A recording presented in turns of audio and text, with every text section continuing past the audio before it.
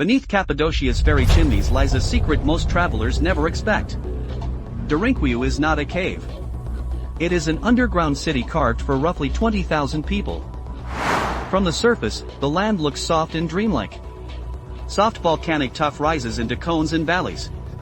Under that quiet beauty sits a vertical labyrinth of stone. The city drops level after level into the earth. Stairways, corridors, and chambers stack like a buried skyscraper turned upside down into rock. Archaeologists and engineers still argue over exact dating and peak occupation. What no one disputes is the ambition. This was planned urban refuge, not accidental tunnels. Rooms for living. Rooms for storage. Spaces that feel like halls. Everywhere the rock remembers tools, smoke, footsteps, and fear. Modern maps struggle to capture the full volume below. Passages branch, double back, and vanish into darkness where air itself had to be engineered. This is not mythology dressed as history. Derinkuyu was measurable architecture, doors, wells, shafts built by people who planned to disappear from the surface world. So the first question is not only who dug it. The harder question is what kind of world forces a community to put an entire city underground. In 1963, while renovating a house in Derinkuyu, a local man broke through a wall and found a passage. Behind ordinary life sat an entrance to another world. What began as a household renovation became a national revelation. Behind plaster and stone waited corridors that did not belong to any single home.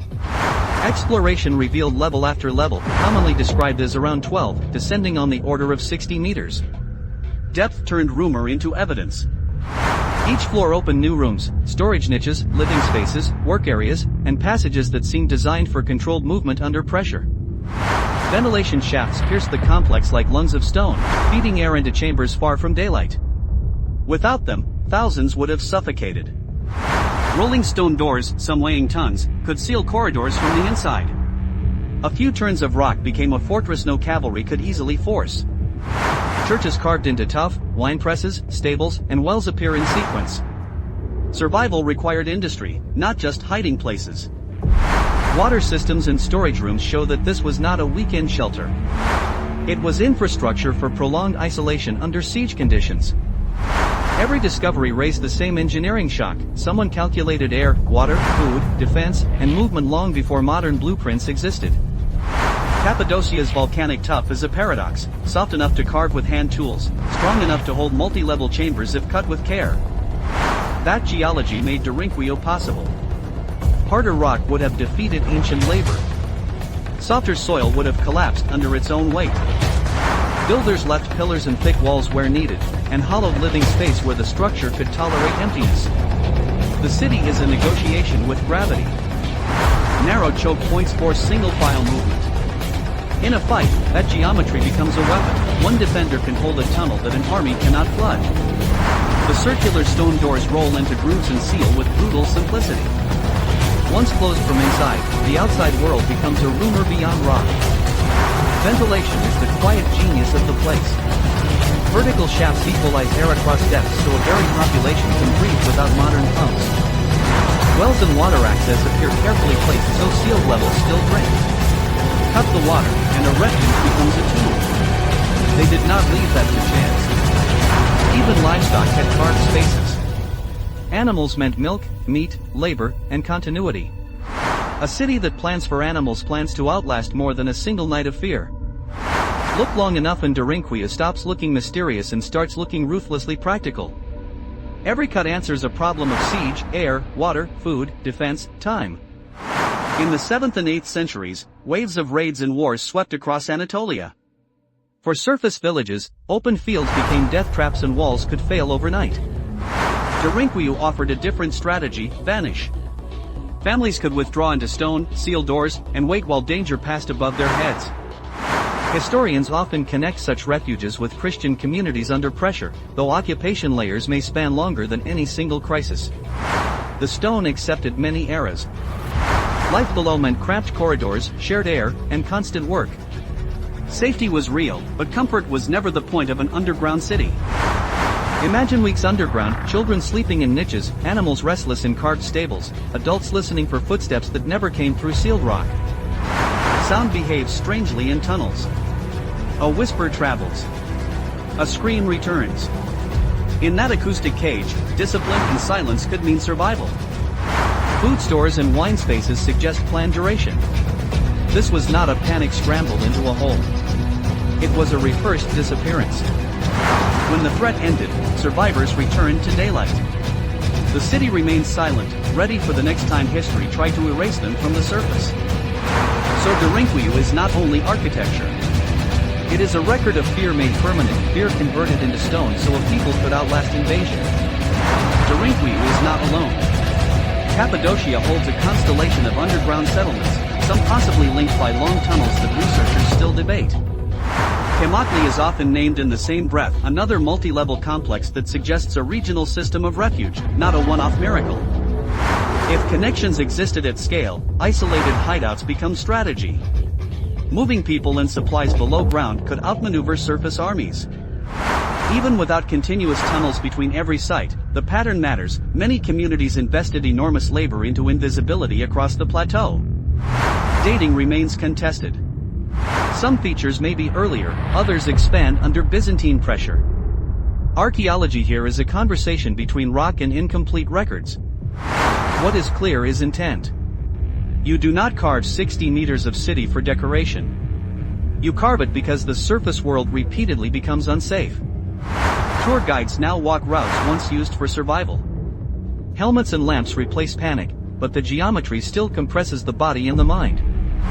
In that contrast, modern tourism inside ancient emergency architecture, you feel history's irony.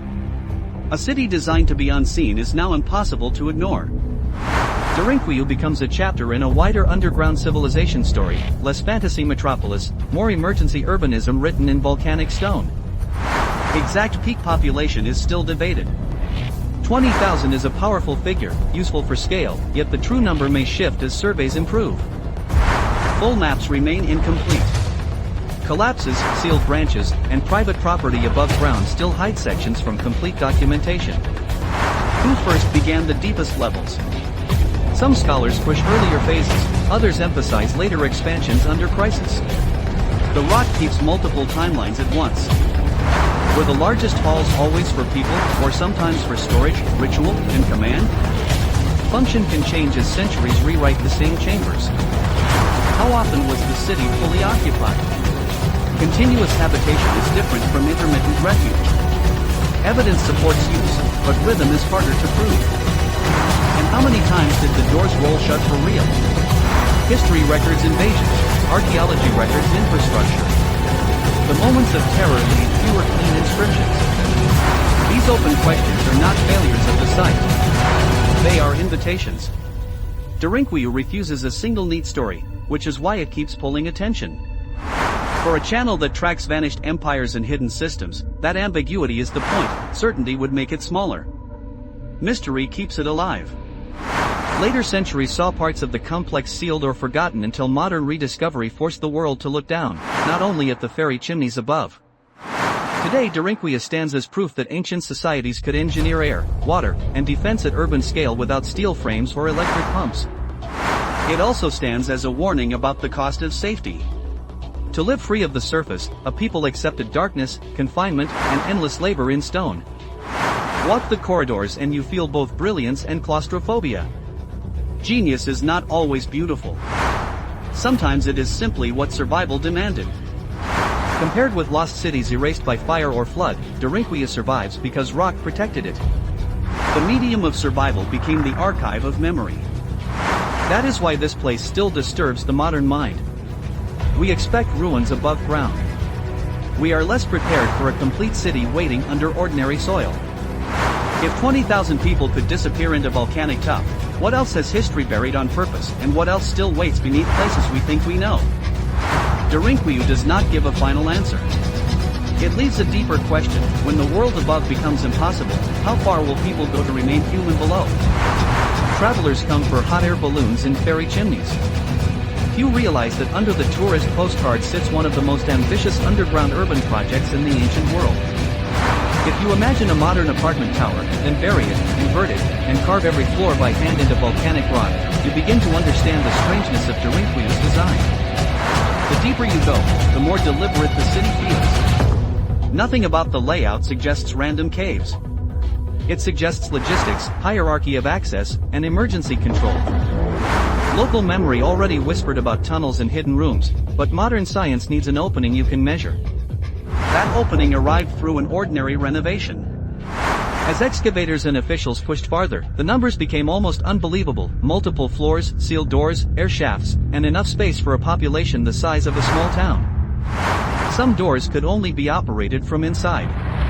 That single detail rewrites the power balance of a siege: attackers outside, decision-makers below.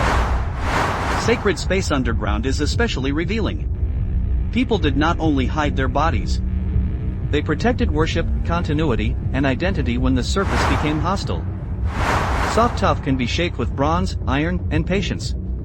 The real skill is knowing where to leave stone uncut so the city does not crush itself. Choke points, false leads, and vertical drops turn navigation into defense. An invader loses formation the moment the fight becomes a single file crawl through darkness. Air management is the invisible masterpiece. You can hide food. You can seal doors. Without oxygen, every other plan ends in the same place: silence. Water access under sealed conditions is as strategic as any wall. A refuge without drinkable water is only a delayed catastrophe. On the surface, cavalry and fire can erase a village in a day. Underground, time becomes a weapon. The longer a community can wait, the weaker the siege becomes. The decision to go below would have been brutal: abandon fields, homes, and sunlight, carry what you can, and trust that rock will be more loyal than walls. Privacy collapses underground. Families share air, noise, and fear. Social order has to hold, or the refuge turns into chaos faster than any enemy could force it.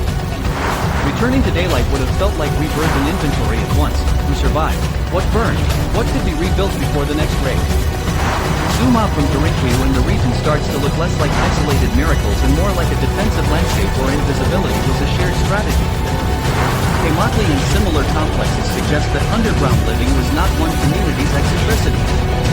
It was a regional answer to repeated surface violence. Whether or not every tunnel link is proven, the idea of coordinated underground space changes how we imagine ancient logistics in Cappadocia. Modern tourism preserves and distorts at the same time. Safe routes make the city visible, but they also flatten the terror that made the city necessary. Every new survey tool, laser scanning, better mapping, careful stratigraphy, can revise population estimates and construction phases without erasing the core mystery. Was 20,000 a peak crisis load, a theoretical capacity, or a later tradition of scale? The number still works as a signal: this was urban, not anecdotal. Some chambers may have changed roles over centuries. A storage hall can become a dormitory. A ritual space can become a command post. Stone outlives purpose. We can count doors more easily than we can count nights of fear. Infrastructure survives. The exact calendar of panic often does not. Derinkuyu forces a modern audience to respect pre-industrial engineering without romanticizing the conditions that demanded it. There is brilliance here, and there is cost. Freedom above ground was so fragile that darkness below became the price of continuity. The next time you see Cappadocia from the air, remember that the most impressive architecture may not be the cones in the light, but the city in the dark. History often celebrates monuments meant to be seen. Derinkuyu is the opposite: a monument to not being found, now exposed by accident and curiosity. If a community can bury a city for 20,000, then no landscape is as empty as it looks. The ground itself can be an archive of survival. Derinkuyu leaves us with an unfinished sentence carved in volcanic rock: when the world above fails, how deep will people dig to keep their future alive?